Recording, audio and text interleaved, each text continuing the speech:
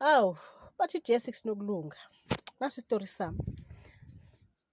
Hhayi, ngihlala nomyeni wami, ngingumuntu onomyeni, ngimuntu oganiwe, ngimuntu othathiwe, ngimuntu olotsholiwe, ngingumfazi. Uthi sinomyeni wami sibe nengane eyodwa, then ukuya nokuya lokho siyazama ukuba ney'ngane siyahluleka, kunzima. Hlala ngenza ama-test, uthi hamba ngenza ama-test kuthiwe hhayi ayikho into ekhona e-abnormal, ngizoba nazo iy'ngane, I must just wait and be patient. Kodwa ingane siloko singabi nazo. Umyeni wami-ke eze ne-idea yokuthi kungcono kube nomamncane. Uthi bengingafuni ibingi-stress-a lento, ibingihlanyisa. Kodwa ngibona ukuthi azini akusizi ukwala ngoba lo muntu vele uzohamba yenza iy'ngane ngaphandle. Ngikhona uthi ngigcine ngivumile. Abekhona umamncane vele abekhona semthethweni, hhayi simlobole angene ekhaya kube right. Abe nendlu yakhe-ke, athole indlu yakhe la ahlala khona. Uthi ngaziwa kakhulu-ke ngikhe ngahlala ngakhona vele i-section-ke like ngazi abantu bakhona ngoba bengihlala khona and bengingumuntu nje othanda ukungenelela ey'ntweni zomphakathi ngisiza, so ngiyaziwa kakhulu. So kwenzeke-ke ukuthi hhayi kuhlala isikhathi naye umamncane angabi ney'ngane boma-3 years so. Angabi ney'ngane so ukhona kodwa uhleli indoda ibe patient. So now abantu bangitshele kuleya ndawo bathi, hheyi ndoda lo mamncane wenu lo, hhayi akusimadoda angena aphuma laphayana endlini. Uyawatshintsha amadoda, kungena amadoda ahlukile asilenda nasidudla. Hayi bo, uthi hhayi kodwa ngingakwazi ukuthi ngitshele umyeni wami ukuthi ngiyomtshela ngithini. Uzothi sengisuse izimpi-ke manje nginenkinga nomamncane. Kodwa uthi hhayi ngithi iplani lizoba khona. Uthi hhayi vele-ke kwenzeke ngelinye ilanga kube khona umlisi ofikayo. Uthi ngoba besiba nama-weekend, mostly uthole ukuthi kuba yi-weekend yami enye i-weekend yonke eyakhe, then sishintshana kahle phakathi kweviki. Uthi le weekend bekuyi-weekend yami, ubaba usendlini vele ufike kuyi-Thursday, uzohlala i-weekend yonke. So uthi nge-Saturday, hhayi mani, umakhelwane wakhona ngala angibhalela ngo-WhatsApp ukuthi ndoda ashuthe nesithombe. Athi nayi indoda nayi phela iloko ifike la izolo ekuseni, kuyi-Friday ekuseni, ilele la namuhla yi-Saturday iloko ila ibhizi nama-vest, nama-B_V_D, nama-short ngaphandle izenze unomzane.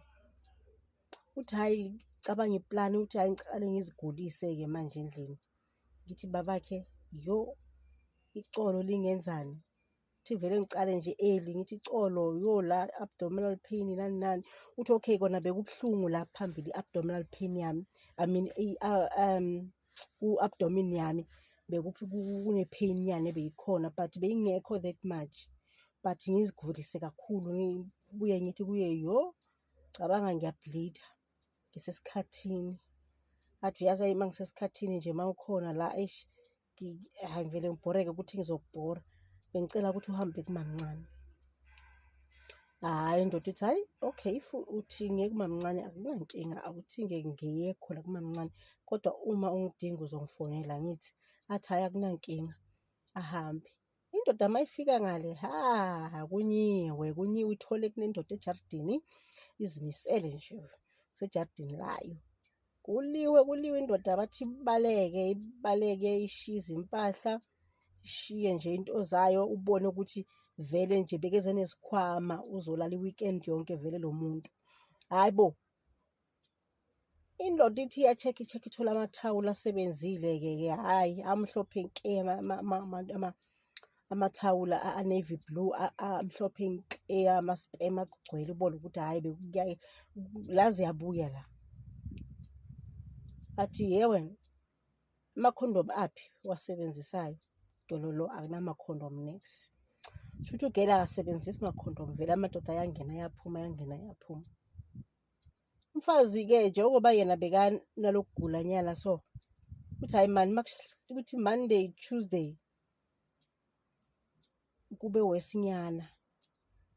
Indoda ithi hhayi khona usingcono uye ka-doctor, ahambe aye ka-doctor. Mafika ka-doctor, hayi bo, bathi hayi wena pregnant phela wena. Athi yeah pregnant.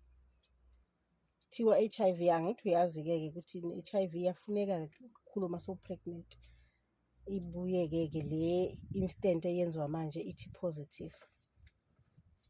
Uthi hhayi bathatha igazi yelebhu bayoyi-check-isa iselebhu.